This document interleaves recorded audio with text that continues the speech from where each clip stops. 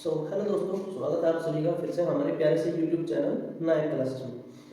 आज हम लोग 12th क्लास की केमिस्ट्री, फर्स्ट केमिस्ट्री, ठीक है, केमिस्ट्री के पहले भाग का पहला चैप्टर विलयन शुरू करने जा रहे हैं।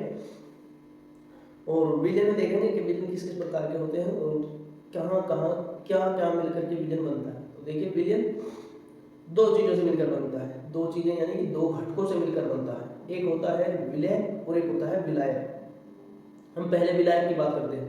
विलायक वो होता है जिसके अंदर कोई चीज़ घुल सकती है, ठीक है, जैसे कि जल हो गया, जल के अंदर हम बहुत सारी चीज़ों को खोल सकते हैं, वो विलायक हो गया, ठीक है।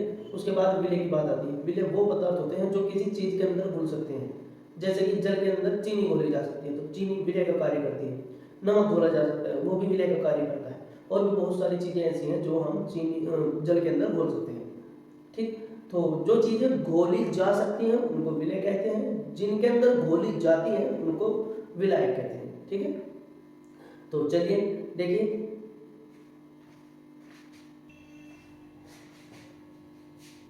तो देखिए शुरू करते हैं। यह है विलयन। विलयन दो प्रकार का होता है, एक विलायक, एक विलय। विलायक वे पदार्थ होते हैं जिनके अंदर किसी दूसरे पदार्थ को घोला जा सकता है, उन्हें विलायक कहते हैं। विलय वे पदार्थ होते हैं जिनको किसी पदार्थ में घोला जा सकता है, उन्हें विलय कहते हैं, ठीक है, जिनको किसी के अंदर घोला जा सकता है, विलय कहलाते हैं। आगे देखिए, कणों के आधार पर विलयनों के प्रकार। कणों के आधार पर विलयनों के प्रकार होते हैं, ठीक है। जिसके कण मोटे होते हैं उनके अलग नाम होते हैं, और जिन विलयनों के पदार्थ पतले होते हैं, बारीक होते हैं, उनके नाम अलग दिया गया है। तो देखिए, समांगी विलयन या वास्तविक विलयन, ऐसे विलयन जिनमें विलायक व विलय को अलग अलग नहीं किया जा सकता, क्योंकि इनके कणों का आकार 10⁻⁷ सेंटीमीटर अर्थात 0 नैनोमीटर से 1 नैनोमीटर का होता है। ऐसे विलयनों को समांगी विलयन कहते हैं, अर्थात वे विलयन जिनके कणों का आकार अति सूक्ष्म होता है, बहुत ही छोटा होता है। ऐसे विलयनों को हम अलग अलग नहीं कर सकते, उन विलयनों में हम विलय और विलायक को अलग अलग नहीं कर सकते, ठीक है। अगर एक बार दो चीजें घुल गई तो उनको फिर अलग नहीं किया जा सकता, जैसे कि चीनी मिट्टी या चिकनी मिट्टी कह लीजिए, ठीक है। चीनी मिट्टी और पानी का मिश्रण अगर एक बार घुल गया तो हम उनको अलग अलग नहीं कर पाएंगे, ठीक है। तो इस प्रकार के कण, तो इस प्रकार के विलयन जिनको हम अलग अलग नहीं कर सकते उनको हम समांगी विलयन कहते हैं। अब आगे आइए, विसमांगी या निलंबित विलयन। ऐसे विलयन जिनमें विलायक व विलय को अलग अलग किया जा सकता है, इसमें विलय और विलायक को अलग अलग किया जा सकता है, क्योंकि इनके कणों का आकार 10⁻⁴ सेंटीमीटर से अधिक अर्थात 1 नैनोमीटर से 100 नैनोमीटर तक होता है, जिन्हें हम अपनी आंखों से देख सकते हैं। ऐसे विलयनों को निलंबित विलयन या विसमांगी विलयन कहते हैं। 1 नैनोमीटर से बड़े कण कौन से होते हैं? 1 नैनोमीटर से बड़े कण वे होते हैं जैसे आटे के कण हो गए, ठीक है, या किसी पाउडर के कण हो गए जिनको हम देख सकते हैं, ठीक। पाउडर का वो बारीक से बारीक, किसी भी चीज के पाउडर का वो बारीक से बारीक कण जिसको हम देख सकते हैं वो 1 नैनोमीटर से बड़ा होता है, ठीक।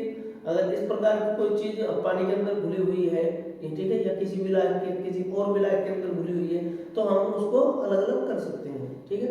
छान करके अलग कर सकते हैं, या फिर गर्म करके, अगर कोई विलयन है उसको गर्म कर देंगे, जैसे कि नमक और पानी का मिश्रण ले लीजिए या चीनी और पानी का मिश्रण ले लीजिए। उसमें क्या करेंगे, चीनी को आप पानी के अंदर डालिए, घोल लीजिए। अगर आपको अलग अलग करना है तो आप क्या कीजिए, उसको गर्म कर दीजिए, पानी उड़ जाएगा, चीनी बच जाएगी, ठीक है। तो इस तरह प्रकार से हम उसका प्रतिकरण कर सकते हैं। तो वो आता है निलंबित विलयनों के अंदर, ठीक है। विसमांगी विलयन किसी का नाम है। विसमांगी, विष मतलब बात से ही पता चल रहा है, नाम से ही पता चल रहा है कि विष मतलब अलग अलग करने वाला, ठीक है, विसमांगी विलयन। इसके बाद आता है कोलाइडी विलयन। कोलाइडी विलयन समांगी तथा विसमांगी विलयनों के मिश्रण को कोलाइडी विलयन कहते हैं। इनके कणों का आकार 10⁻⁷ नैनोमीटर 10⁻⁷ सेंटीमीटर से 10⁻⁴ सेंटीमीटर व इससे भी अधिक हो सकता है। यहाँ पर सेंटीमीटर लगा दें।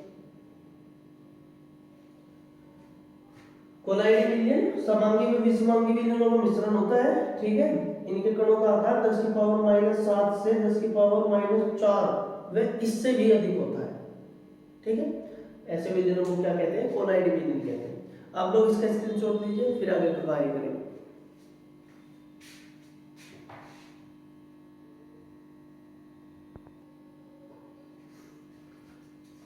तो देखिए वर्गीकरण किया गया है विलयन का, लीजिए चेक कीजिए यहाँ पे। विलय पदार्थों की मात्रा के आधार पर विलयनों का वर्गीकरण।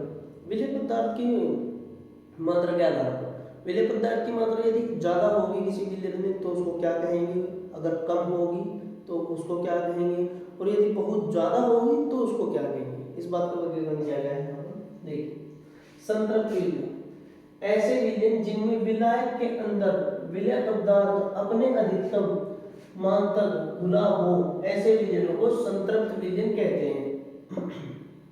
देखिए ऐसे विलयन जिनमें विलय की और अधिक मात्रा नहीं घुली जा सकती, ऐसे विलयन को संतृप्त विलयन कहते हैं। जैसे कि आप 1 लीटर पानी ले लीजिए, 1 लीटर पानी में आप लोग चीनी घोलते रहिए, ठीक है, चीनी का मिश्रण कीजिए उसमें, आप उसमें 50 ग्राम चीनी घोलिए वो घुल जाएगी, आप उसमें 50 ग्राम और चीनी डालिए तो वो भी घुल जाएगी, 100 ग्राम हो गई, आप उसमें 50 ग्राम और डालिए तो वो भी घुल जाएगी, 150 ग्राम होगी। लेकिन एक टाइम ऐसा आएगा जब आप उसमें 50-50 ग्राम चीनी ऐड करते चले जाएंगे और चीनी की मात्रा बढ़ती चली जाएगी, ठीक है, लेकिन चीनी अब घुल नहीं पाएगी। जब उसमें चीनी की मात्रा ज़्यादा हो जाएगी पानी के अंदर तो वो घुल नहीं पाएगी, ठीक है। तो इतनी मात्रा विलय पदार्थ की इतनी मात्रा अगर पानी के अंदर घोल दी जाए, चीनी की अगर इतनी मात्रा पानी के अंदर घोल दी जाए कि उसके बाद चीनी घुलनी बंद हो जाए, ठीक है, तो वो मात्रा जिसके बाद चीनी घुलनी बंद हो जाएगी उस मात्रा के अगर इस प्रकार का कोई विलयन हम बनाते हैं जिसमें चीनी घुलनी बंद हो जाए तो ऐसे विलयन को संतृप्त विलयन कहते हैं, ठीक है। ऐसे विलयन को क्या कहते हैं, संतृप्त विलयन कहते हैं, जिसमें हम और अधिक कोई चीज नहीं घोल सकते, ऐसे विलयन को संतृप्त विलयन कहते हैं। चलिए इससे आगे आता है फिर असंतृप्त विलयन। ऐसे विलयन जिनमें विलायक के अंदर विलय पदार्थ अपने अधिकतम मान से कम मात्रा में घुला होता है, ऐसे विलयनों को असंतृप्त विलयन कहते हैं, ठीक है। ऐसे विलयन जिनमें अपने विलय पदार्थ अधिकतम मान से कम घुला हुआ, ठीक है, जैसे कि हम पानी के अंदर चीनी 1 लीटर पानी के अंदर चीनी घोल तो सकते हैं 250 ग्राम, ठीक है, ज्यादा से ज्यादा 250 ग्राम घोल सकते हैं, तो वो तो हो गया संतृप्त विलयन, ठीक है, 250 से ज्यादा नहीं घोल पाएंगे। लेकिन अगर हम 250 ग्राम से कम चीनी घोले उसके अंदर, ठीक है, 200 ग्राम घोल दें या 225 ग्राम घोल दें तो वो 250 ग्राम से कम क्वांटिटी के अंदर अगर चीनी घुली हुई है तो ऐसे विलयन को हम लोग असंतृप्त विलयन कहते हैं, जिसमें विलय पदार्थ अपने अधिकतम मान से कम घुला हो, उसे क्या कहते हैं, असंतृप्त विलयन, ठीक है। तो इसकी परिभाषा यहाँ दी गई है। इसके बाद आता है फिर अति असंतृप्त विलयन। अति असंतृप्त, अति संतृप्त, असंतृप्त नहीं,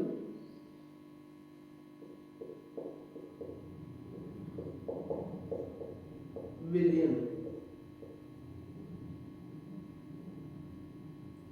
अति संतृप्त विलयन क्या होता है, अति संतृप्त विलयन वो होता है ऐसे विलयन जिनमें संतृप्त विलयनों से भी ज्यादा विलय पदार्थ घुला होता है। देखिए संतृप्त क्या होता है, ऐसे विलयन जिनके अंदर विलय पदार्थ अपने ज्यादा से ज्यादा मान तक घुला हुआ हो, ठीक है, उसको बोलते हैं संतृप्त विलयन। लेकिन अगर हमें उससे भी ज्यादा विलय पदार्थ को घोलना हो तो हम उसमें अंदर उसको गरम करके उसके अंदर और भी ज्यादा विलय पदार्थ को घोल सकते हैं। जब अधिकतम मान से भी ज्यादा विलय पदार्थ को हम घोल देते हैं किसी विलयन के अंदर तो बनता है विलयन अति संतृप्त, ठीक है। जैसे कि अगर हम अगर हम चाशनी बनाए, मीठे की चाशनी बनाए, रसगुल्लों के अंदर जो बखर होता है वो बनाते हैं, तो उसमें क्या होता है, 1 टब पानी लिया जाता है और उसमें 1 कट्टा चीनी का डाल दिया जाता है, लगभग 50 kg, ठीक है। तो एक ऐसा कोई 1 टब पानी में 150 किलो चीनी जो डाली जाती है उसको घोलना आसान नहीं होता, उसके अंदर वो घुल नहीं पाती, उसमें विलय पदार्थ की मात्रा बहुत ज्यादा हो जाती है, ठीक है। और ज्यादा मात्रा से भी ज्यादा अगर हम किसी चीज के अंदर घोल रहे हैं तो उससे जो विलयन प्राप्त होगा उसको बोलेंगे हम लोग अति संतृप्त विलयन, ठीक है। तो आप लोग इसकी परिभाषा लिख सकते हैं, मैं नहीं लिख रहा, कि किसी विलयन में विलय पदार्थ की अधिकतम मान से भी अधिक मात्रा में विलय घोलने पर प्राप्त विलयन को अति संतृप्त विलयन कहते हैं। ठीक है, आप लोग ये परिभाषा लिख लीजिए।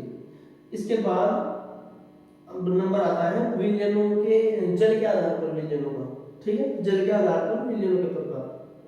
जल के आधार पर विलयनों के प्रकार, इसमें दो प्रकार के होते हैं। एक तो होता है जलीय विलयन, जलीय विलयन। जलीय विलयन के अंदर वे विलयन आते हैं जिनके अंदर विलायक जल होता है। ऐसे विलयन जिनके अंदर विलायक के रूप में जल होता है उन्हें जलीय विलयन कहते हैं। ठीक है, ऐसे विलयन जिनके अंदर जल विलायक के रूप में होता है उन्हें जलीय विलयन कहते हैं। यानी कि अगर हम किसी चीज को पानी के अंदर घोल देंगे तो वो जलीय विलयन कहलाएगा। ठीक है, जैसे कि पानी के अंदर नमक घोल दिया तो वो एक जलीय विलयन है। ठीक है, या पानी के अंदर कुछ और चीज घोल दी तो वो जलीय विलयन कहलाएगा। एक होता है अजलीय विलयन।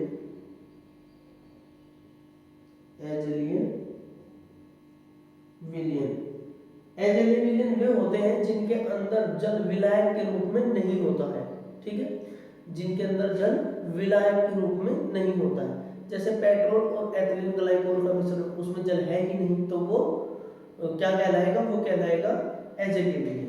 ठीक है, तो इस प्रकार के विलयन जिनमें जल विलायक के रूप में नहीं होता उन्हें अजलीय विलयन कहते हैं। आप लोग इसकी परिभाषा लिख सकते हैं अपने हिसाब से। ठीक है, आप इसका स्क्रीनशॉट लीजिए, फिर आगे का कार्य करते हैं।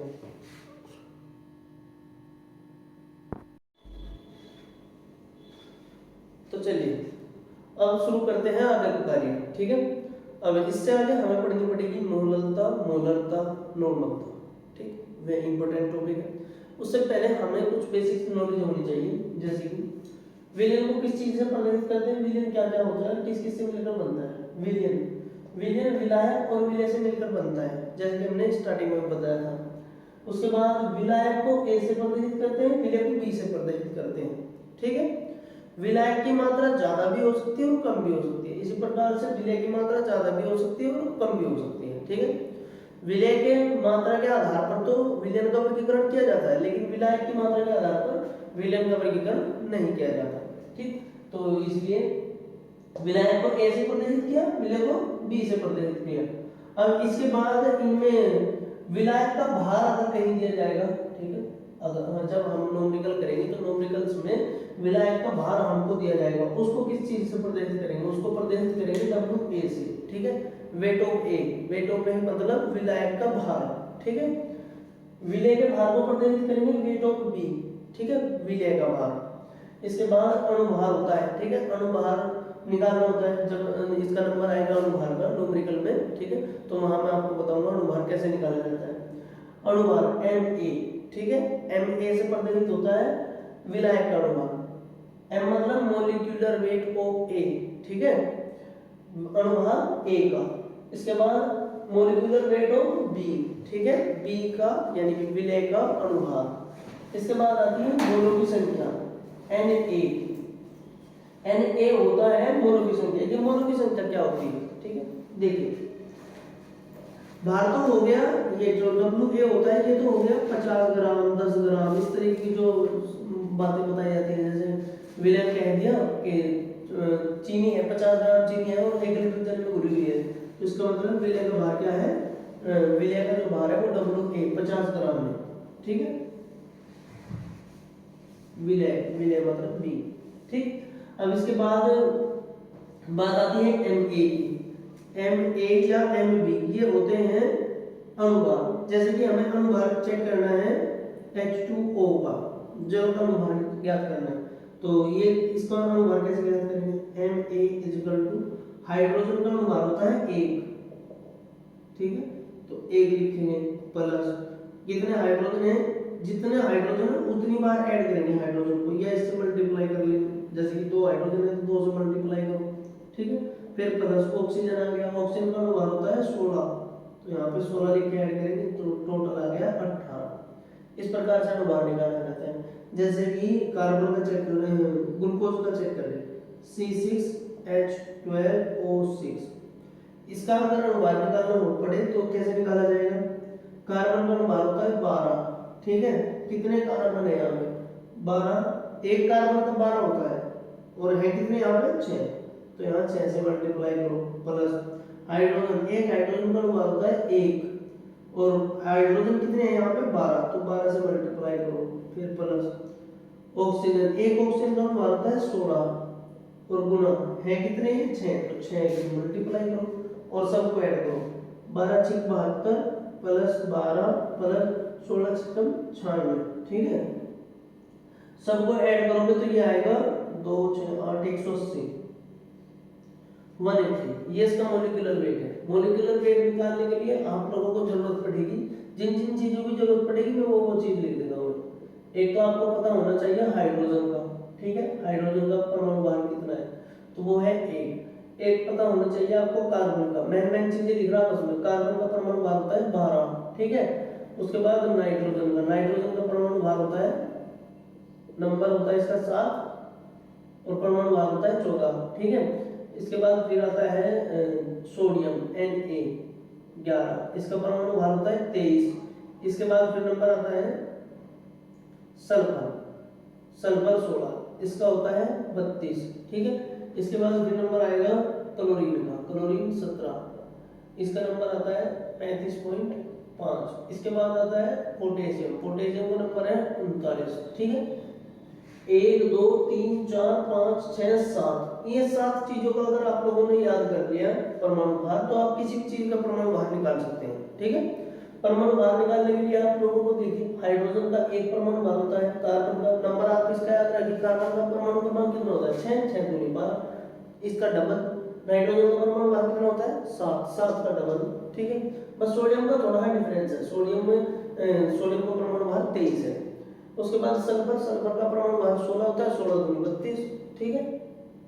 क्लोरीन का भी थोड़ा सा चेंज है इसमें क्या किया जाए, क्लोरीन का 35.5 है और पोटेशियम का 39 है, ठीक है। हालांकि इसका नंबर होता है 19 दूनी 38, ठीक है। देखिए जब कोई विषम संख्या आती है, जैसे कि यहाँ 11 है, यहाँ 19 है, ठीक है, तो इनमें क्या करते हैं, 19 में 2 की मल्टीप्लाई करके 1 जोड़ते हैं, 19 दूनी 38 और 39। यहाँ पे देखिए 11 दूनी 22 और 23, ठीक है। विषम संख्याओं में 1 जोड़ करके लिखा जाता है। अब आप लोग देखोगे कि भाई विषम संख्या तो 7 भी है, 7 में क्यों नहीं 1 जोड़ा, इसका 15 क्यों नहीं हुआ, ठीक है। तो देखिए जो संख्या 10 से नीचे है उनके साथ एक हमें ऐड नहीं करना है, जिनका परमाणु क्रमांक 10 से कम है उनमें हमें एक ऐड नहीं करना होता, ठीक है। तो ये 10 से कम है इसलिए यहाँ दूरी 14 लिखा गया, ठीक है। इसके बाद यहाँ पर आएंगे सोडियम 11 दूनी 22 और 23, ये ठीक है। क्लोरीन का थोड़ा सा ये अलग है, 17 दूनी 34 और इसमें 1.5 जोड़ा गया है, ठीक है। तो परमाणु भार निकालना तो एक अलग बात है, परमाणु भार निकालना एक अलग कार्य है, हमें उसे नहीं पढ़ना है। हमें यहाँ पर कुछ चीजें हैं इंपॉर्टेंट जिनका हमें परमाणु भार अपने से याद करना है, ठीक है। आप लोग इनको याद करोगे तो आप किसी भी चीज का MA MB निकाल पाओगे। WA WB आपको दिया जाएगा, ठीक है, बाकी MA MB हमें अपने आप से निकालना होता है, ठीक। उसके बाद आती है फिर मोलों की संख्या। मोलों की संख्या में क्या होगा, इसको सॉल्व कर दूं। मोलों की संख्या Na, मोलों की संख्या ज्ञात की जाती है WA/MA से, ये इसका सूत्र होता है WA/WB/MB।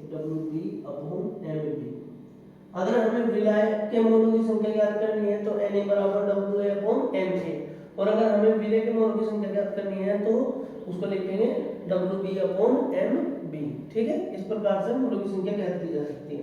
अब मोलों की संख्या होती क्या है, जिस प्रकार से ये कह लीजिए 1 दर्जन केले में 1 दर्जन में कितनी वस्तु होती है, एक यूनिट हो गई नापने की, 1 दर्जन में कोई भी चीज हो उनमें 12 होती है, ठीक है। जैसे कि 1 दर्जन में 12 केले, 1 दर्जन पेंसिल बोलेंगे, ठीक है, तो उसमें 12 पेंसिल आएंगी, ठीक है। अगर हम लोग 1 दर्जन बोतल बोलेंगे तो उसमें 12 बोतल्स आएंगी, ठीक है। इस प्रकार से 1 दर्जन क्या हो गया, 1 दर्जन के अंदर एक सीमित संख्याएं हो गई, ठीक है, सीमित किसी भी वस्तु की संख्याएं हो गई। जैसे कि 1 दर्जन कहीं बोलेंगे तो उसके अंदर 12 चीजें आएंगी, ठीक है, ये बात हो गई। इसी प्रकार से मोलों की संख्या, एक मोल के अंदर परमाणुओं की संख्या को प्रदर्शित किया जाता है। एक मोल बराबर 6.022 गुणा 10 की पावर 23। ये एवोगाद्रो नंबर होती है।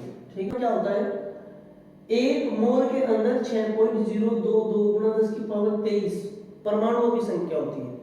ठीक है, एक मोल, कोई भी वस्तु एक मोल हो, ठीक है, कोई भी पदार्थ एक मोल हम लोग ले लें, तो उस एक मोल के अंदर जो परमाणुओं की संख्या होती है वो होती है 6.022 गुणा 10 की पावर 23। ठीक है, एक मोल के अंदर। एक मोल किस चीज का, जैसे कि हम लोग अगर पानी का एक मोल ले लें, ठीक है, एक मोल मतलब 1 ml के समथिंग, ठीक है, 1 ml के बराबर एक मोल होता है। ठीक, अगर हम एक मोल पानी ले लें, ठीक है, तो उसके अंदर हाइड्रोजन और ऑक्सीजन के परमाणुओं की कितनी संख्या होगी, वो ये है। ठीक है, 6.022 गुणा 10 की पावर 23 इतने परमाणु एक मोल के अंदर होते हैं, एक मोल जल के अंदर। अगर आप लोग इसको समझना चाहें तो इसको ऐसे लिख सकते हैं, देखिए कितनी बड़ी संख्या है, 6.2202 गुणा 10 की मल्टीप्लाई में हमें 23 बार करनी पड़ेगी। ठीक है, तो 10 बार इस प्रकार से आपको 10 की मल्टीप्लाई 23 बार करनी है। ठीक है, और जब इस प्रकार से आप 10 की मल्टीप्लाई 23 बार करोगे तो यहाँ जो संख्या बनेगी वो ये बनेगी 6 0 2 2 3 0 तो 20 0 होगा, इसके आगे 1 2 3 4 5 6 7 8 9 10 11 12 13 14 15 16 17 18 19 20 3 10 10 3 बार 10 की मल्टीप्लाई करेंगे तो ये पॉइंट हटेगा यहाँ से, ये पॉइंट यहाँ से हटेगा। ठीक है, बाकी बचेगा 10 10 की गुणा 20 बार करनी होगी, वो 20 0 यहाँ पर लगाएंगे। देखिए एक मोल के अंदर, एक मोल कोई भी पदार्थ हो, एक मोल हो, तो उस एक मोल पदार्थ के अंदर कितने सारे परमाणु होते हैं। ठीक है, ये इतनी बड़ी संख्या है कि मैं भी इसे काउंट नहीं कर पा रहा। ठीक, तो इतनी ज्यादा संख्या में एक मोल के अंदर परमाणु होते हैं। आगे बात समझो, तो मोल क्या है, मोल होता है एक नंबर है, मोल एक नंबर है जो किसी भी पदार्थ के एक मोल के अंदर घुले हुए परमाणुओं की संख्या को दर्शाता है। ठीक है, मोल क्या है, एक नंबर है जो किसी भी पदार्थ के एक मोल के अंदर उपस्थित या घुले हुए परमाणुओं की संख्या को दर्शाता है। या सीधा सीधा यूं कह लीजिए, किसी पदार्थ के एक मोल में कितने परमाणु हैं, कितने परमाणु हैं। ठीक है, उन परमाणुओं की संख्या को एक मोल कहते हैं। ठीक, तो आपको ये बातें समझ में आई होगी। अब आगे कार्य करते हैं, इसको साफ कर दूं। एक मोल के अंदर कितने परमाणु होते हैं, 6.022 into 10⁻23। ठीक है, चलिए अब इसके बाद आती है, फिर मोलों की बात हो गई, मोल अंशों की बात आती है। ठीक है, ये टेबल हमने ऐसे ही बना के रखी है। अभी मोल अंशों की बात आती है, वो हम बाद में करेंगे। ठीक है, उससे पहले हम लोग देखते हैं मोलरता और मोललता क्या होती है। वैसे यहाँ विलायक के नीचे अगर मोललता लिखा गया है और विलय के नीचे यहाँ मोललता लिखा गया है, तो इसका मतलब ये नहीं कि विलय की मोललता ज्ञात की जाती है या विलायक की। मोललता और मोललता पूरे विलयन की ज्ञात की जाती है। ये तो बस हमने इसलिए यहाँ पर लिख दिया है ऐसे ही नॉर्मली कि इसमें V है और इसमें WA है। दोनों फॉर्मूले में सिर्फ एक ही डिफरेंस है, V और WA का।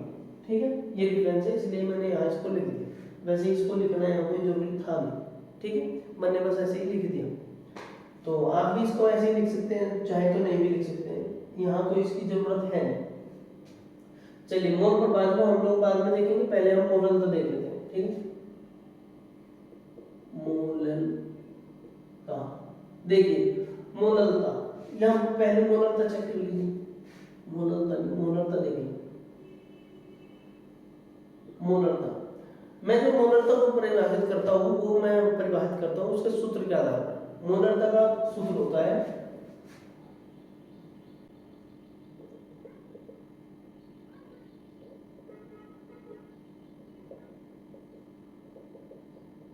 विलियन में विलय की मोल की संख्या बटे विलियन का कुल आयतन लीटर में। इसी सूत्र से हम लोग परिभाषा इंक्रीज करेंगे। ठीक है, मुझे नहीं पता मोललता क्या होती है क्या नहीं होती है, हमारे यहाँ के जो क्षेत्र के बच्चे हैं उन लोगों को कितना भी समझा लो उनको एक रट्टा ही मारना होता है, ठीक है। थ्योरी का वो लोग क्या करते हैं, रट्टा ही मारते हैं, ठीक है। अब ऐसी स्थिति में अगर हम लोग ज़्यादा डीपली जा करके समझाने की कोशिश करें तो बच्चे कहेंगे कि हमें समझ नहीं आ रहा, ठीक है, क्योंकि डीपली कोई भी बच्चा समझना नहीं चाहता, ठीक। तो आप लोग इसको ऊपरी ऊपरी इस प्रकार से समझ सकते हैं जैसे मैं यहाँ समझाऊंगा। देखिए, मोलरता, मोलरता का सूत्र है विलियन में विलय के मोलों की संख्या बटे विलियन का कुल आयतन लीटर में, ठीक है। इस बात को परिभाषित करने के लिए हम लोग ये कह सकते हैं कि 1 लीटर विलियन में उपस्थित विलय के मोलों की संख्या को मोलरता कहते हैं, ठीक है, मोलरता कहते हैं। 1 लीटर विलियन में उपस्थित विलय के मोलों की संख्या को मोलरता कहते हैं। मैं इस बात को यहां पर लिख दूं, मोलरता की परिभाषा, इसको कैपिटल एम से प्रदर्शित करते हैं, ठीक है।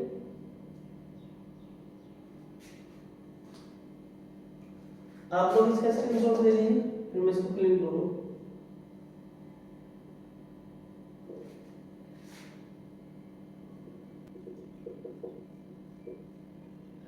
किसी 1 लीटर विलियन में उपस्थित विलय के उपस्थित नहीं तो भूले क्यों में भूले विलय पदार्थ की मोलों की संख्या को मोलरता कहते हैं। इसे कैपिटल एम से प्रदर्शित करते हैं। मोलरता बराबर विलय के मोलों की संख्या बटे विलयन का कुल आयतन लीटर। देखिए, हम लोगों ने पहले इसका सूत्र लिखा और इस सूत्र से मैंने किस प्रकार से परिभाषा लिखी वो चेक करते हैं, ठीक है। कैसे, विलयन की कुल आयतन, विलयन का कुल आयतन लीटर में, ठीक है। इस प्रकार से आप लोग यहां से इसको पढ़ सकते हैं, ठीक है, कि किसी भी विलयन के किसी भी 1 लीटर विलयन में, ठीक है, 1 लीटर विलयन में घुले विलय के मोलों की संख्या को मोलरता कहते हैं। यहीं से आप लोग बस इसमें एक अपने ओर से लगाइए, ठीक है, और इसमें लिख सकते हैं किसी भी 1 लीटर विलयन में, ठीक है। यहाँ 1 लीटर की बात हो रही, लीटर आयतन, ठीक है। तो आप लोग यहां से देख सकते हैं कि 1 लीटर विलयन में घुले विलय के मोलों की संख्या को मोलरता कहते हैं। बस ये इसकी परिभाषा, बिल्कुल सिंपल सा काम है। किसी 1 लीटर विलयन में घुले विलय पदार्थ के मोलों की संख्या को मोलरता कहते हैं, मोलरता कहते हैं। ये इसकी परिभाषा है, बड़ा ही सिंपल सा काम। आप लोग इसको नोट कर सकते हैं, ठीक है। अच्छा, 2-4 बार पढ़ोगे तो एकदम याद हो जाएगा। किसी 1 लीटर विलयन में घुले विलय पदार्थ के मोलों की संख्या को मोलरता कहते हैं। इसे कैपिटल एम से प्रदर्शित करते हैं, ठीक है। उसके बाद फिर नंबर आता है मोलरता। मोलरता का यहाँ जो सूत्र कैसे निकालेंगे हम, मोलरता विलय के मोलों की संख्या को किससे प्रदर्शित किया जाता है, विलय के मोलों की संख्या को प्रदर्शित करा जाता है Nb से। तो यहाँ हम कैपिटल M बराबर लिख सकते हैं Nb बटे में विलय का कुल आयतन, आयतन को डिनोट करते हैं V से, ठीक है। तो यहाँ पर लिखेंगे V बराबर Nb की जगह हम लोग लिख सकते हैं Nb बराबर होता है Wb बटे Mb, Wb बटे Mb बटे में आएगा V, और V हमेशा ml में हमको मिलेगा। जितने भी हमारे सवाल होंगे उन सब सवालों में V हमें ml में मिलेगा। अगर ml में है तो हमें लीटर में चेंज करना पड़ेगा, और लीटर में चेंज करने के लिए हम इसको भाग करेंगे 1000 से, ठीक है। अब इसको कैलकुलेट कीजिए, इसकी मल्टीप्लाई यहाँ और इनकी मल्टीप्लाई यहाँ, जो बीच बीच में रखे हुए हैं उनकी मल्टीप्लाई और जो ऊपर और नीचे है उनकी मल्टीप्लाई। तो फिर ये इस प्रकार से बनेगा, कैपिटल M बराबर WB के साथ गुणा होगी 1000 की बटे में MB के साथ गुणा होगी V। ये हमारा मोलरता का फॉर्मूला है, ठीक है। अब लोग मोलरता का फॉर्मूला कहीं अगर लगाओगे तो ये भी लगा सकते हैं और ये भी लगा सकते हैं, इसी फॉर्मूले से इसका निर्माण हुआ है, ठीक है। तो मोलरता बड़ा सिंपल काम है। क्या बोलना है इसमें, मोलरता किसी 1 लीटर विलयन में घुले हुए पदार्थ के मोलों की संख्या को मोलरता कहते हैं। इसे कैपिटल M से प्रदर्शित करते हैं। मोलरता बराबर विलय के मोलों की संख्या बटे विलयन का कुल आयतन लीटर में। M बराबर विलय के मोलों की संख्या को किससे प्रदर्शित करते हैं, Nb से। तो हमने Nb लिखा, आयतन को V से, वॉल्यूम को प्रदर्शित करते हैं तो V लिखा, बराबर में WB Nb की वैल्यू की WB बटे Mb बटे में V बटे में 1000, ml को लीटर में चेंज करने के लिए, ठीक है। हम इनकी मल्टीप्लाई करें तो ये आया M बराबर WB into 1000 upon MB into V। ये इसका फॉर्मूला है, ठीक है। आप लोग इसका स्क्रीनशॉट लीजिए। आगे मोललता के बारे में पढ़ेंगे। चलिए अब नंबर आता है मोललता। मोललता क्या होती है, पहले इसका सूत्र देखिए, विलय के मोलों की संख्या बटे विलायक का भार किलोग्राम में। 1 किलोग्राम विलायक में घुले हुए विलय के मोलों की संख्या को मोललता कहते हैं। ठीक है, 1 किलोग्राम विलायक में घुले विलय के मोलों की संख्या को मोललता कहते हैं। सूत्र से बड़ा आसान होता है याद करना, तो आप लोग इसमें लिख सकते हैं। देखिए, किसी 1 किलोग्राम विलायक में घुले विलय के मोलों की संख्या को मोललता कहते हैं। इसे स्मॉल m से प्रदर्शित करते हैं। ठीक है, अगर हमें किसी भी विलयन की मोललता चेक करनी है तो उसमें क्या बोलेंगे, मोललता चेक करने से क्या बोलेंगे, किसी 1 किलोग्राम विलायक में घुले विलय के मोलों की संख्या को मोललता कहते हैं। पहले 1 लीटर विलयन था, ठीक है, अब की बार 1 किलोग्राम विलायक है, बस यही डिफरेंस है, बाकी और कोई परिभाषा में कोई चेंज नहीं है। ठीक है, पहले विलायक विलयन था 1 लीटर विलयन, अब की बार विलायक है। ठीक है, बस यही डिफरेंस है। अब आप लोग ध्यान दें मोललता को स्मॉल m से प्रदर्शित करते हैं, तो यहाँ मोललता बराबर विलायक के मोलों की संख्या बटे विलायक का भार, विलय के मोलों की संख्या बटे विलायक का भार। अब आप लोग यहाँ चेक कीजिए, हम लोग लिखा है m, स्मॉल m से प्रदर्शित करते हैं तो स्मॉल m मोललता हो गया बराबर विलय के मोलों की संख्या को प्रदर्शित करते हैं NP से। यहाँ पर चेक कीजिए NP, तो NP लिख दिया बटे में विलायक का भार, विलायक का भार होता है WA, तो हम लोगों ने यहाँ WA लिख दिया। ठीक है, अब बराबर में m बराबर NP की वैल्यू क्या है, WB बटे MD बटे में WA। ठीक है, यहाँ जितना भी हमें विलायक का भार दिया जाएगा वो अगर किलोग्राम में दिया जाए तो ठीक है, किलोग्राम रख देंगे, अगर किलोग्राम में ना दिया गया हो तो हम लोग उसको एक इलाज से बात करेंगे और किलो में चेंज करेंगे। ये दिया हमको ग्राम में जाएगा, हम इसको किलो में चेंज करेंगे। ठीक है, अब यहाँ बीच वालों की मल्टीप्लाई और किनारे किनारे वालों की मल्टीप्लाई, तो m बराबर ये हो जाएगा WB गुणा में 1000 बटे में WA MB गुणा में WA, ये हो। ठीक है, ये आ गया हमारा मोललता का फॉर्मूला। हम लोग आगे इस फॉर्मूले का बहुत सारा यूज करेंगे। ठीक है, इस फॉर्मूले की हम लोगों को बहुत ज्यादा जरूरत पड़ेगी। ठीक, तो मोललता बड़ा ही सिंपल सा था, किसी 1 किलोग्राम विलायक में घुले विलय के मोलों की संख्या को मोललता कहते हैं, इसे m से प्रदर्शित करते हैं। मोललता बराबर विलय के मोलों की संख्या बटे विलायक का भार किलोग्राम में, ये विलय के मोलों की संख्या NP बटे में विलायक का भार W है। ठीक है, फिर इसको NP की जगह WB अपॉन MB, NB का मान रखा, WA रखा, ये किलोग्राम में मिलेगा, किलोग्राम में चेंज किया और जाकर के ये सूत्र बन के तैयार हुआ। ठीक है, आप लोग इसका स्क्रीनशॉट लीजिए, इसके आगे का कार्य करते हैं। चलिए अब अगला नंबर आता है नॉर्मलता का। नॉर्मलता किसे कहते हैं, नॉर्मलता होता है किसी 1 लीटर विलयन में विलय के ग्राम तुल्यांकी मोलों की संख्या को विलयन की नॉर्मलता कहते हैं। ठीक है, देखिए 1 लीटर विलयन में विलय के ग्राम तुल्यांकी मोलों की संख्या को नॉर्मलता कहते हैं, ये नॉर्मलता की परिभाषा है। दोबारा से पढ़ लीजिए, किसी 1 लीटर विलयन में विलय के ग्राम तुल्यांकी मोलों की संख्या को विलयन की नॉर्मलता कहते हैं। ठीक है, कैसे, ये तुल्यांकी भार क्या होता है, तुल्यांकी मोलों की संख्या क्या होती है, इसको चेक करते हैं। नॉर्मलता बराबर विलयन के ग्राम तुल्यांकी मोलों की संख्या बटे विलयन का कुल आयतन लीटर में।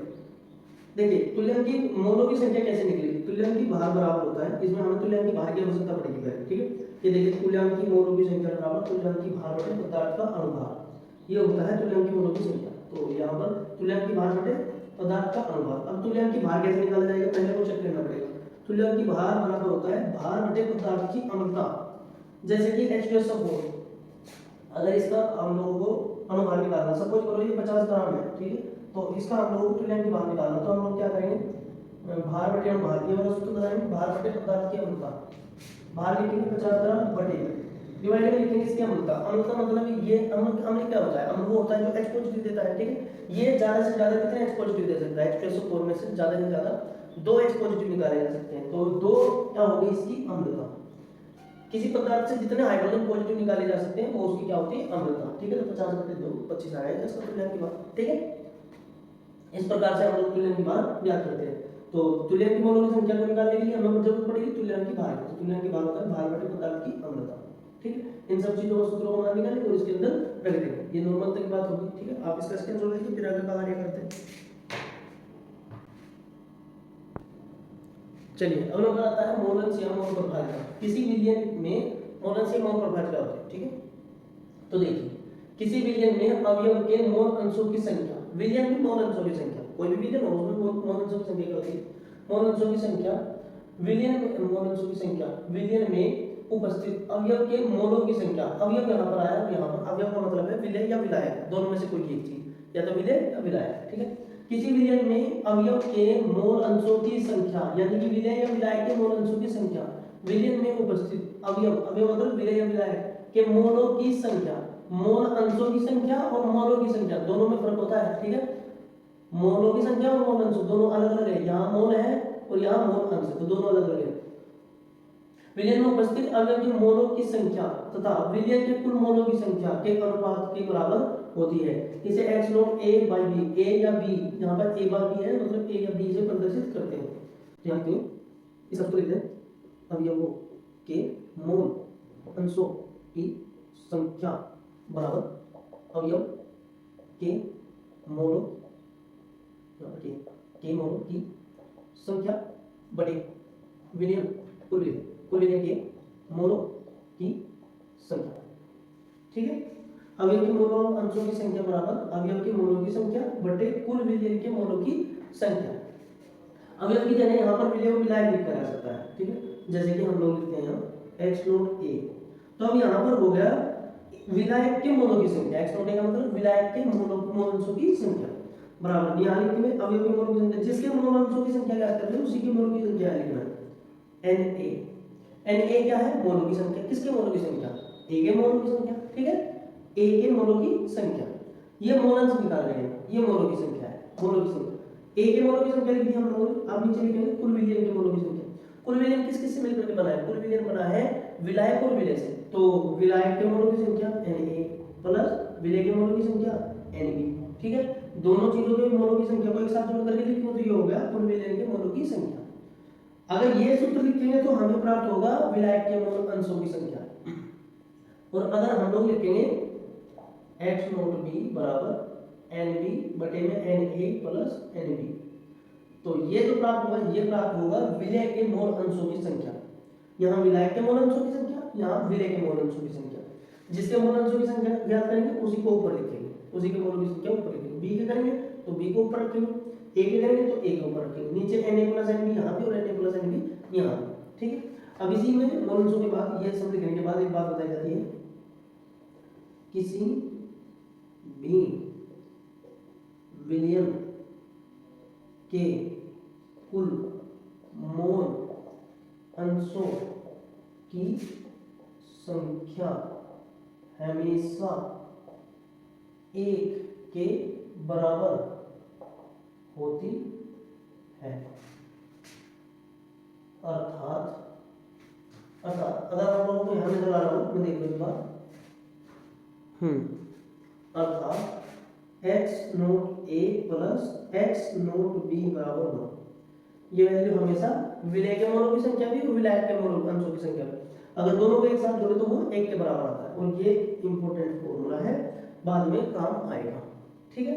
तो यहाँ पर देखिए x नोट a की वैल्यू क्या, x नोट a बराबर na upon na plus nb, और x नोट b बराबर nb upon na plus nb, ठीक है। विलायक के मोलों की संख्या भी ज्ञात कर सकते हैं हम लोग, और विलय के मोलों की संख्या, मोल अंशों की संख्या भी हम लोग ज्ञात कर सकते हैं, ठीक है।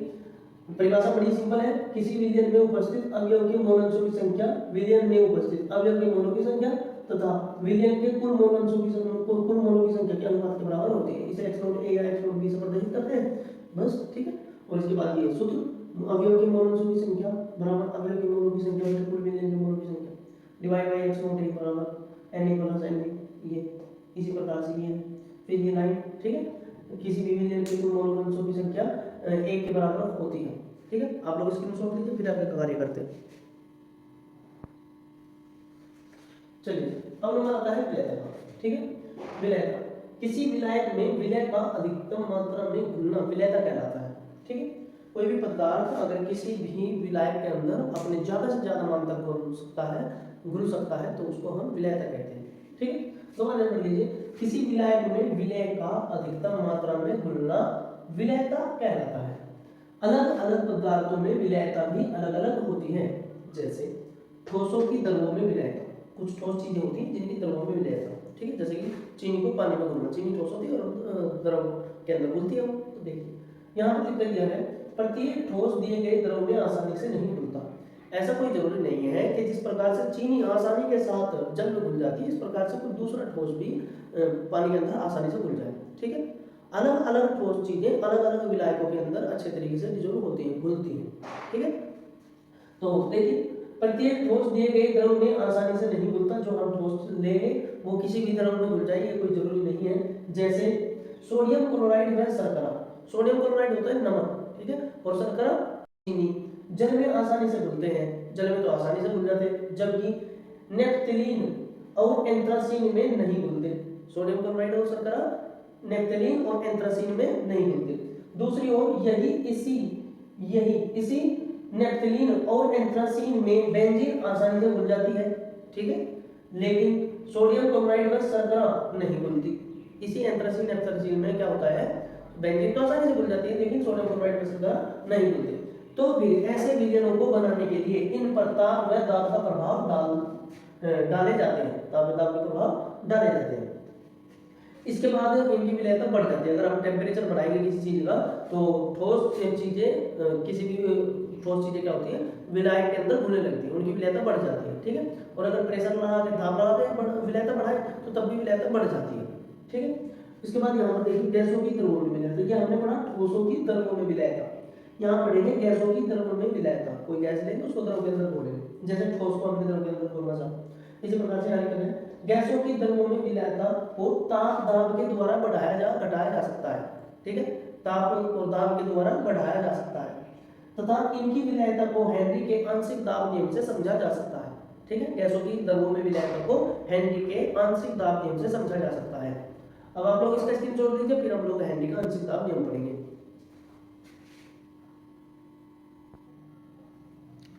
चलिए हेनरी का नियम देखते हैं। हेनरी का आंशिक दाब नियम, हेनरी के नियम अनुसार किसी भी वाष्पशील पदार्थ या गैस की द्रव में विलयता बढ़ाने के लिए निश्चित ताप पर विलय की जगह पर हम यहाँ लिख सकते हैं वाष्पशील पदार्थ या कोई गैस। वाष्पशील पदार्थ भी एक प्रकार से गैस होती है, जैसे कि हम लोगों ने अगर जल को गर्म किया वो भाप बन जाएगा, वाष्पीकरण हो गया उसका। ठीक है, वो वाष्प बन गया। वाष्प क्या है, वाष्प भी तो एक प्रकार से गैस ही है। ठीक है, तो वाष्पशील पदार्थ की बात यहाँ पर इसलिए लिखी गई है। विलय पदार्थ पर डाला गया आंशिक दाब P विलयन में घुले हुए विलय मतलब फिर से वही वाष्पशील पदार्थ या गैस के मोल अंशों की संख्या के समानुपाती होता है। चलिए दोबारा से इसको एक लाइन में पढ़ते हैं और फिर देखते हैं क्या है। हेनरी के नियम अनुसार किसी भी वाष्पशील पदार्थ या गैस की द्रव में विलयता बढ़ाने के लिए निश्चित ताप पर विलय पदार्थ पर डाला गया आंशिक दाब P विलयन में घुले विलय के मोल अंशों की संख्या के समानुपाती होता है। ठीक है, निश्चित ताप पर विलय पर डाला गया आंशिक दाब P विलयन में घुले विलय के मोल अंशों की संख्या के समानुपाती होता है। चलिए इस बात को ऐसे समझते हैं। ये डबल एरिया, इसके अंदर यहाँ पर द्रव भरा हुआ है। ठीक है, और इसी के ऊपर हम लोग गैस डाल देते हैं। गैस के अणु ऐसे होते हैं छोटे छोटे। ठीक है, ये गैस के अणु, इसके ऊपर अब हम लोग लगाते हैं पिस्टन।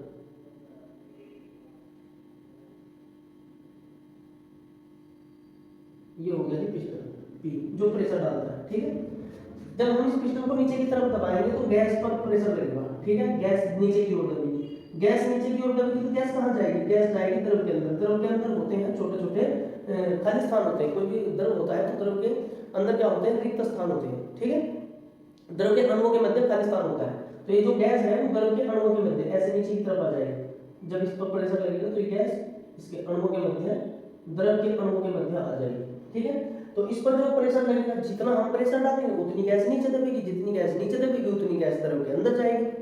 समझे, जितना प्रेशर डालेंगे उतनी गैस नीचे दबेगी, जितनी गैस नीचे दबेगी उतने ही गैस के अणु द्रव के अंदर जाएंगे। ठीक है, तो एक टाइम ऐसा आएगा जब प्रेशर लगना बंद हो जाएगा, क्योंकि यहाँ जो खाली स्थान है वो भर जाएगा। जब खाली स्थान भर जाएगा तो फिर गैस के अणु द्रव के अंदर जाने बंद हो जाएंगे, और जब द्रव के अंदर जाने बंद हो जाएंगे अणु तो फिर जो ये ऊपर गैस है, गैस के अणु हैं वे स्थिर हो जाएंगे, रुक जाएंगे। जब वे अंदर जाने से रुक जाएंगे तो पिस्टन भी रुक जाएगा। ठीक है, पिस्टन पर डालने वाला प्रेशर कोई काम नहीं कर पाएगा। ठीक, तो यहाँ हम इस प्रेशर को अगर हम लोग हाथ से दबाएंगे पिस्टन को तो हाथ से कितना भी फोर्स लग सकता है, इस फोर्स को, इस प्रेशर को मापने के लिए हेनरी भाई साहब ने ये बताया कि इस पर जितना प्रेशर पड़ेगा उतने ही यहाँ पर मोलर्स गैस के अणु द्रव के अंदर घुलेंगे। ठीक है, जितना प्रेशर लगेगा उतने ही अणु गैस के अंदर घुलेंगे। अब प्रेशर को जांच करने के लिए, प्रेशर को नापने के लिए हेनरी भाई साहब ने बताया कि जितने अणु गैस के या वाष्पशील पदार्थ के द्रव के अंदर घुल चुके हैं, ठीक है, उनके मोल अंशों की संख्या निकालो। जितनी गैस घुल चुकी है द्रव के अंदर उसके मोल अंशों की संख्या निकालो और वो मोल अंशों की संख्या डाले गए प्रेशर के बराबर होगी। ठीक है, वो मोल अंशों की संख्या क्या होगी? डाले गए प्रेशर के बराबर होगी। ये बात हेनरी भाई साहब ने बताई कि किसी भी वाष्पशील पदार्थ या गैस के ऊपर डाला गया आंशिक दाब P द्रव के अंदर घुले विलय के मोल अंशों की संख्या के समानुपाती होता है। समानुपाती का मतलब है जितना प्रेशर उतने मोल अंश घुलेंगे, या यूं कह सकते हैं कि जितने ज्यादा मोल अंश घुलेंगे उतना ही प्रेशर होगा। चलिए इस लाइन को दोबारा से पढ़ते हैं। हेनरी के नियम अनुसार किसी भी वाष्पशील पदार्थ या गैस की द्रव में विलयता बढ़ाने के लिए निश्चित दाब पर विलय पदार्थ पर डाला गया आंशिक दाब P विलय में घुले विलय के मोल अंशों की संख्या के समानुपाती होते हैं। अर्थात P प्रेशर समानुपाती x नॉट B, ये विलय पदार्थ के मोल अंशों की संख्या है। समानुपाती का चिन्ह लगाया है, ये प्रेशर है। जितना प्रेशर डालोगे उतने विलय पदार्थ के मोल अंश द्रव के अंदर घुलेंगे। ठीक है, और जितने मोल अंश घुलेंगे उतना ही प्रेशर होगा। ठीक, चलिए अब ये कांस्टेंट वैल्यू को हमको यहाँ से हटाना होगा। इस समानुपाती स्थिरांक को हटाने के लिए यहाँ पर लिया जाता है हेनरी नियतांक KH, इसको बोलते हैं हेनरी नियतांक। ठीक है, ये हेनरी नियतांक है। जहां अब लास्ट लाइन में लिख दें, जहां P प्रेशर है, गैस पर या वाष्पशील पदार्थ पर डाला गया आंशिक दाब है, KH हेनरी नियतांक है, x नॉट B विलय पदार्थ के मोलों की संख्या है। ठीक है, तो आप लोग इसका स्क्रीनशॉट लीजिए, उसके बाद आगे का कार्य करते हैं। चलिए अगला नंबर आता है द्रवों की द्रवों में विलयता। द्रव को द्रव में कैसे घोला जाता है? ठीक है, द्रव के अंदर तो ठोसों को भी घोला जाता है। कुछ ठोस होते हैं जो वाष्पशील हो जाते हैं, जिनका वाष्पीकरण किया जाता है, उनको भी द्रव की कैटेगरी में लिया जाता है। तो देखिए द्रवों की द्रवों में द्रवों में विलयता या द्रव की वाष्प या द्रव में किसी वाष्पशील ठोस की विलयता को राउल्ट के वाष्प दाब नियम से समझा जा सकता है। गैस की द्रव में विलयता को हेनरी के नियम से, और द्रव के अंदर द्रव की विलयता या द्रव के अंदर किसी वाष्पशील ठोस की विलयता को राउल्ट के नियम से समझा जा सकता है। चलिए राउल्ट के नियम देखते हैं। राउल्ट का वाष्प दाब नियम। राउल्ट के नियम अनुसार वाष्पशील द्रवों में विलयता को बढ़ाने के लिए विलयन के अवयवों पर डाला गया आंशिक दाब P विलयन में उपस्थित अवयवों के मोल अंशों की संख्याओं के समानुपाती होता है। इसका मतलब ये है, अगर हम कोई एक बर्नर ले लें, ठीक है, और इसके अंदर कोई द्रव डाल दें, ठीक, ये हम लोगों ने द्रव डाल दिया और इसके ऊपर कोई दूसरा द्रव डाल दिया, दूसरे द्रव को मैं इससे डिनोट कर रहा हूं, ठीक है, ये हम लोगों ने द्रव डाल दिया, दो द्रव है ये, ठीक है।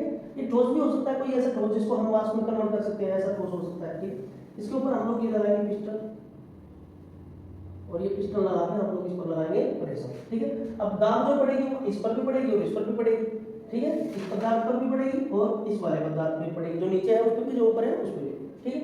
दोनों पर जब प्रेशर पड़ेगा ये वाले पदार्थ इसके अंदर आएंगे, ये गोल वाले जो द्रव होते हैं, द्रव के अंदर रिक्त स्थान होता है, ये रिक्त स्थान के अंदर प्रवेश करेंगे, ठीक है। तो क्या बनेगा, विलयन बनेगा। इस विलयन के अवयवों पर, अवयव मतलब विलय और विलायक दोनों एक दूसरे में विलय होंगे, ठीक है। जब इन पर ये प्रेशर डाला जाएगा तभी तो ये विलय होंगे, ठीक है।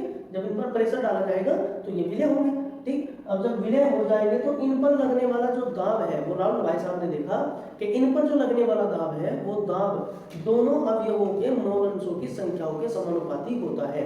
यानी कि सपोज कीजिए ऊपर का जो पदार्थ है ये B है और नीचे वाला A है, ठीक है। तो A पर जो प्रेशर लगेगा और B पर जो प्रेशर लगेगा, ठीक है, वो दोनों प्रेशर क्या होंगे, इनके मोल अंशों की संख्याओं के समानुपाती होंगे। A पर जो प्रेशर लगेगा और B पर जो प्रेशर लगेगा, दोनों एक साथ घुलेंगे, घुलने के बाद जो विलयन बनेगा, ठीक है, विलयन के अंदर जो A की मात्रा होगी और जो B की मात्रा होगी, इसके मोल अंशों की संख्या जो भी होगी, ठीक है, और इसके मोल अंशों की संख्या जो भी होगी, समझे। विलयन के अंदर A के मोलों की संख्या जो होगी ना, वो ही उस पर प्रेशर की इक्वल होगा। आई बात समझ। जो विलयन बनेगा, ए बी पर प्रेशर डालेंगे और ये विलयन बनेगा। विलयन के अंदर ए के मोल अंशों की संख्या क्या होगी, ए पर लगने वाला प्रेशर, बी के मोलों की संख्या क्या होगी, बी पर लगने वाले प्रेशर के इक्वल। आई बात समझ में? ए के मोल अंशों की संख्या ए के प्रेशर, ए पर लगने वाले प्रेशर के बराबर, और बी के मोल अंशों की संख्या बी पर लगने वाले प्रेशर के इक्वल।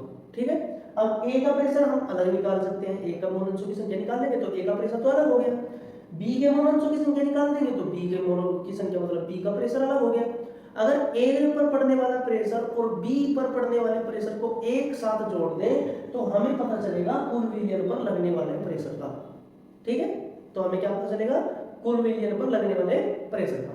तो चलिए देखिए, द्रवों की द्रवों में विलयता को बढ़ाने के लिए राउल्ट के नियम को समझाया जाता है। चलिए, राउल्ट के नियम अनुसार वाष्पशील द्रवों की द्रवों में विलयता को बढ़ाने के लिए अवयवों पर डाला गया आंशिक दाब भी विलयन में उपस्थित अवयवों के मोल अंशों की संख्या के समानुपाती होता है।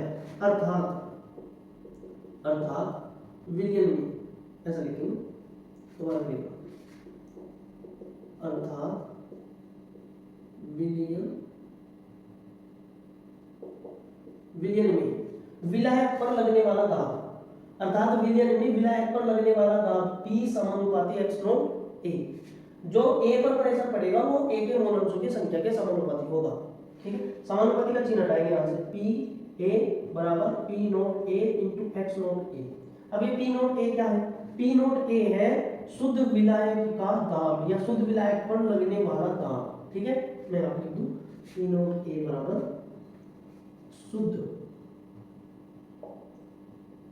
विलायक पर लगने वाला दाब। अब ये दाब लगेगा कैसे, ये शुद्ध विलायक पर कैसे दाब लगेगा, देखिए एक विलायक को बंद करते हैं एक डब्बे के अंदर, उसके नीचे एक निश्चित टेम्परेचर शुरू कर देते हैं। ठीक है, उसको गर्म करना शुरू कर देते हैं कंटिन्यू एक निश्चित ताप के अकॉर्डिंग। तो वो जो वाष्पीकरण होगा, उसको वाष्पीकरण होने के बाद ऊपर से डब्बा बंद है जैसे प्रेशर के कुकर के अंदर होती है। ठीक है, तो जब उसको गर्म करेंगे, लगातार गर्म करते रहेंगे तो वो प्रेशर इंक्रीज करेगा, भाप में चेंज होगा, भाप बनेगी तो वो क्या करेगा, प्रेशर बनाएगा। ठीक है, जो प्रेशर शुद्ध विलायक या विलय, ठीक है, एक अकेला पदार्थ जो प्रेशर बनाता है वो प्रेशर को P नॉट A से प्रदर्शित किया गया है। ठीक है, विलय अलग था, विलायक अलग था। अकेले विलायक को अगर हम लोग गर्म करते हैं, ठीक है, तो गर्म करने पर भाप बनकर जो ये प्रेशर बनाता है, जो प्रेशर बनता है इसके द्वारा, उस प्रेशर को P नॉट A से प्रदर्शित करते हैं। एक निश्चित ताप पर गर्म करने से जो प्रेशर बनेगा, इस पर जो प्रेशर बनेगा या इस पर जो दबाव लगेगा उसको क्या कहते हैं, P नॉट A। सब बोलते हैं जैसे आप लोग कुकर में पानी को गर्म कीजिए, कुकर में पानी को गर्म करेंगे तो ऊपर से ढक्कन बंद है, प्रेशर बनेगा उसके अंदर, वो प्रेशर बनेगा, प्रेशर गैस भाप बनेगी उसके अंदर। तो उस भाप के कारण जो अंदर के मॉलिक्यूल है, जल के जो अंदर के मॉलिक्यूल है वो भी तो दबाव में आएंगे। अब देखिए एक कमरा है, ठीक है, इस कमरे में मैं अकेला हूँ, ठीक है, और इसी कमरे में अगर बहुत सारे व्यक्ति मेरे जैसे इसमें भर दिए जाए तो हम एक दूसरे को प्रेशर लगाएंगे ना, ऊपर नीचे अगर हम लोग इसमें भर दिए जाए तो मेरे की वजह से, हमारे जैसे लोगों की वजह से ही हमारे ही ऊपर प्रेशर बनेगा। इसी तरीके से कुकर के अंदर जो भाप बनती है उसके द्वारा जल के अणुओं पर भी प्रेशर लगता है, वो भी दबते हैं। ठीक है, उस प्रेशर को कहा जाता है शुद्ध विलायक का दाब। चलिए यहाँ देखते हैं, अर्थात विलयन में विलायक पर लगने वाला दाब P समानुपाती x नॉट A, P बराबर समानुपाती का चिन्ह हटाएंगे x not P not A into x not A, जहां P नॉट A शुद्ध विलायक पर लगने वाला दाब है। इसके बाद फिर आएगा विलय। ऐसे विलयन में विलय पर लगने वाला दाब PB समानुपाती x नॉट B। समानुपाती का चिन्ह जैसे यहाँ था ऐसे यहाँ, अब इसको भी हटाना पड़ेगा, तो PB बराबर P not B x not B। यहाँ हम लिख सकते हैं जैसे हमने यहाँ लिखा है, P नॉट B बराबर शुद्ध विलय पर लगने वाला दाब, एक निश्चित ताप पर शुद्ध विलय पर लगने वाला दाब। ठीक है, इसको साफ करके यहां से।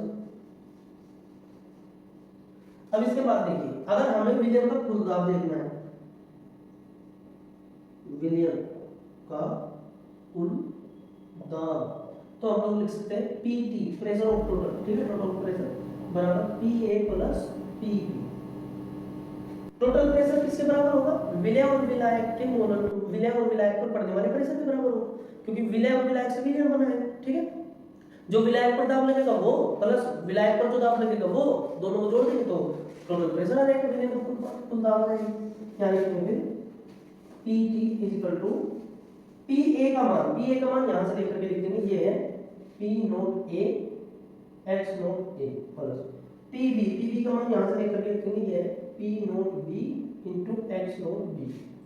अब आप लोग यहाँ चेक कीजिए, मोलंसों की संख्या का हम लोग यहाँ पर हम लोगों को एक फॉर्मूला पता चला मोलंसों की संख्या से, x note A plus x note B बराबर 1 होता है। आप लोग यहाँ x नोट A की वैल्यू निकाल करके इसमें पुट कीजिए। ठीक है, हम लोग इसमें पुट करेंगे तो पुट करने के बाद यहाँ पर आ जाएगा, मैं लिखूँ यहाँ पे x नोट A बराबर 1 माइनस x नोट B।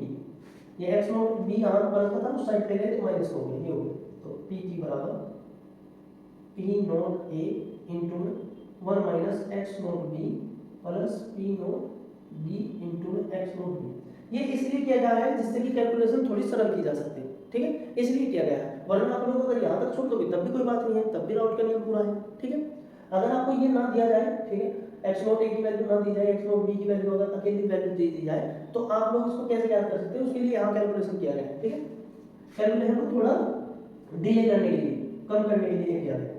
तो P बराबर इसकी मल्टीप्लाई कीजिए इसके अंदर, तो ये हो जाएगा P note A minus P note A into x note B plus P note B into x note B। ठीक है, इसके बाद PT बराबर, देखिए ये और ये दोनों में x नोट B कॉमन है। ठीक है, तो P note A plus x note B हम लोग कॉमन ले लेंगे यहाँ से, यहाँ से, यहाँ से। जो चीज प्लस की उसको पहले लिखेंगे, P note B minus P note A, ये हो गया।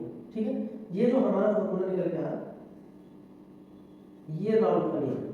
ठीक है, प्रॉपर राउट का नियम। जब भी अब हमें कहीं राउट के नियम की आवश्यकता पड़ेगी तो हम राउट के नियम के लिए एक तो ये फॉर्मूला लगा सकते हैं, ठीक है, एक हम लोग ये वाला फॉर्मूला लगा सकते हैं और एक फॉर्मूला हम लोग ये लगा सकते हैं। तीनों ही राउट के नियम हैं। ठीक है, लेकिन तीनों नियमों को अलग अलग कंडीशंस में लगाया जाएगा। ठीक है, अगर हम लोगों को विलय और विलायक दोनों के मोलंसों की संख्या दी गई है तो हम ये वाला फॉर्मूला लगाएंगे, और अकेले विलय के मोलंसों की संख्या दी गई है तो फिर हम लोग ये वाला फॉर्मूला लगाएंगे। ठीक है, और टोटल प्रेशर निकाल लेंगे। आएगा समझ में? तो इस प्रकार से ये राउट का नियम था। यहाँ राउट का भाषावार नियम समाप्त हो गया। ठीक है, अब इससे आगे हम लोग कोई दूसरी चीज पढ़ेंगे। चलिए इसका स्क्रीनशॉट लीजिए जल्दी से।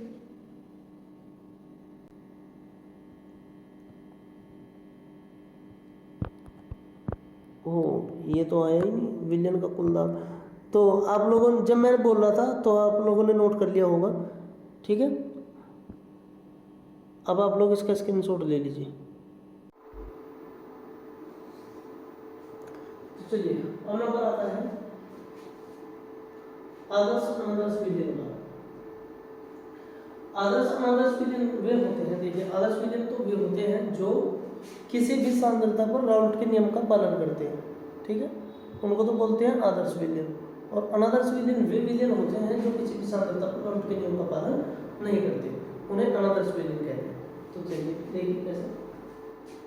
आदर्श विलयन ऐसे विलयन जो सभी सांद्रताओं पर राउट के नियम का पालन करते हैं, उन्हें आदर्श विलयन कहते हैं। यहाँ उन्हें लिख दीजिए, उन्हें आदर्श विलयन कहते हैं।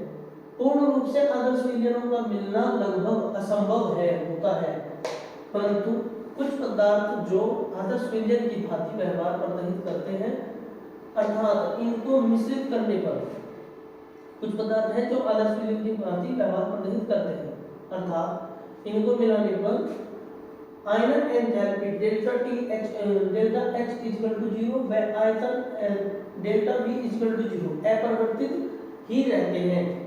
जैसे एनहेक्सेन, एनहेप्टेन, ब्रोमोएथेन, ब्रोमोक्लोरोएथेन, बेंजीन और टालियन इस वर्ग में आते हैं। देखिए, पूर्ण रूप से किसी भी चीज का आदर्श विलयन होना असंभव है। आदर्श विलयन वे होते हैं जो एक दूसरे में विलयन नहीं होते, उनको आदर्श विलयन कहते हैं। जैसे कि पेट्रोल और पानी का मिश्रण एक दूसरे में है विलय है, तो हम लोग कहेंगे कि वो एक आदर्श विलयन का उदाहरण है। ठीक है, ऐसे दो पदार्थ जो आपस में ना मिल सके उन्हें हम क्या कहते हैं?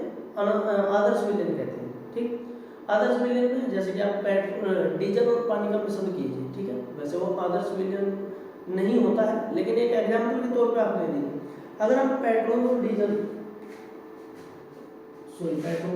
पानी और डीजल को एक साथ मिक्स करके एक कंटेनर में डालेंगे, एक डब्बे में डालेंगे, तो जो चीज भारी होगी वो नीचे की तरफ बैठ जाएगी। पानी हल्का होता है वो ऊपर आ जाएगा, और पेट्रोल भारी होता है और डीजल भारी होता है वो नीचे आ जाएगा। ठीक, अब जब दोनों को डाल के एक साथ हिला देंगे तो वो दोनों मिक्स हो जाएंगे। ठीक है, उस समय पश्चात क्या होगा, वो ऊपर नीचे अलग अलग हो जाएंगे, प्रतिकरण हो जाएगा उनका। वो अलग अलग होने के पश्चात क्या होगा, जब ये दोनों अलग अलग हो जाएंगे, हम इनको एक चूसक पंप होता है, ठीक है, जैसे इंजेक्शन होता है, इंजेक्शन में दवा पड़ी जाती है, इस तरीके से चूसक पंप होता है। उससे क्या होगा, ऊपर का जो पदार्थ होगा, अगर ऊपर पानी हो तो पानी को सोख लिया जाएगा, पानी को निकाल दिया जाएगा, और अगर ऊपर डीजल होगा तो डीजल को निकाल दिया जाएगा। अब जितना डीजल और जितना पानी हम स्टार्टिंग में यहाँ पर डालेंगे, ठीक है, उतना ही डीजल और उतना ही पानी हम बाद में वापस निकाल सकते हैं। ठीक है, तो अगर इनका पानी की मात्रा जितनी हमने ली थी और डीजल की मात्रा जितनी हमने ली थी, हमने उसको वापस निकाले, जैसे 1 लीटर पानी लिया और वापस 1 लीटर निकाल दिया, तो उसके वॉल्यूम में कोई परिवर्तन नहीं हुआ, इसलिए यहाँ लिखा गया डेल्टा V = 0। ठीक है, साथ के साथ उनके टेम्परेचर तापमान में भी कोई परिवर्तन ना हो, तो उसके लिए वो लिखा गया है आयनन डेल्टा H = 0। ठीक है, ये लिखा गया है, क्योंकि जब दो चीजों को मिलाया जाता है तो उनके तापमान में कमी या अधिकता हो जाती है। ठीक है, तो इसलिए यहाँ डेल्टा H = 0। जो दो चीजें नहीं घुलती आपस में, उनका ना तो आयतन परिवर्तन होता है और ना ही उनके टेम्परेचर में कोई कमी या ज्यादा अधिकता होती है। ठीक है, वो लगभग अपरिवर्तित रहते हैं। तो इसमें लिखा गया ऐसे विलयन जो सभी सांद्रताओं पर राउल्ट के नियम का पालन करते हैं उन्हें आदर्श विलयन कहते हैं। पूर्ण रूप से आदर्श विलयनों का मिलना लगभग असंभव होता है, परंतु कुछ पदार्थ ऐसे हैं जो विलयन आदर्श विलयन की भांति व्यवहार प्रदर्शित करते हैं, अर्थात इनको मिश्रित करने पर इनकी आयनन एंथैल्पी और वह आयतन में कोई परिवर्तन नहीं होता। ठीक है, या अपरिवर्तित ही रहते हैं, ऐसा लिख सकते हैं। जैसे एनहेक्सेन, एनहेक्टिन, ब्रोमोएथेन, क्लोरोएथेन, बेंजीन और टॉल्यूइन इस वर्ग में आते हैं। अब आते हैं अनादर्श विलयन की ओर। अनादर्श विलयन ऐसे विलयन जो किसी भी सांद्रता पर राउल्ट के नियम का पालन नहीं करते, उन्हें अनादर्श विलयन कहते हैं। इस प्रकार के विलयनों का वाष्प दाब राउल्ट के नियम से या तो अधिक धनात्मक विचलन उत्पन्न करता है या फिर ऋणात्मक विचलन उत्पन्न करता है। ऐसे विलयनों को अनादर्श विलयन कहते हैं। राउल्ट का जो वाष्प दाब नियम है, ठीक है, ऐसे विलयन क्या करते हैं, राउल्ट के वाष्प दाब नियम से या तो हमेशा अधिक मान प्राप्त करेंगे या फिर कम मान प्राप्त करेंगे। ठीक है, तो उन विलयनों को क्या कहा जाता है, अनादर्श विलयन कहा जाता है, जो राउल्ट के नियम को फॉलो ना कर सके। चलिए अब आती है बात अणुसंख्यक गुणधर्म की। अणुसंख्यक गुणधर्म क्या है? अणुसंख्यक गुणधर्म आणविक द्रव्यमान की गणना करना, ये दोनों एक ही बात है, अणुसंख्यक गुणधर्म और आणविक द्रव्यमान की गणना करना। ठीक है, दोनों में एक संबंध। चलिए देखते हैं, वे सभी गुण जो विलयन में उपस्थित कुल कणों की संख्या तथा विलय पदार्थ के कणों की संख्या के अनुपात पर निर्भर करते हैं, उनने की विलय पदार्थ की प्रकृति पर, तो ऐसे गुणों को अणुसंख्यक गुणधर्म कहते हैं। वे सभी गुण जो विलयन में उपस्थित सभी कणों और विलय के कणों के अनुपात पर निर्भर करते हैं, ऐसे गुणों को क्या कहते हैं, अणुसंख्यक गुणधर्म कहते हैं। ठीक है, अणुसंख्यक गुणधर्म के अंदर आता है जैसे कि वाष्प दाब अवनमन, हिमांक का अवनमन, उन्नयन का उत्पादन, ये सारी चीजें इसके अंदर आती है अणुसंख्यक गुणधर्म। ठीक है, तो चलिए आप इसका स्क्रीनशॉट लीजिए, फिर आगे का कार्य करते हैं।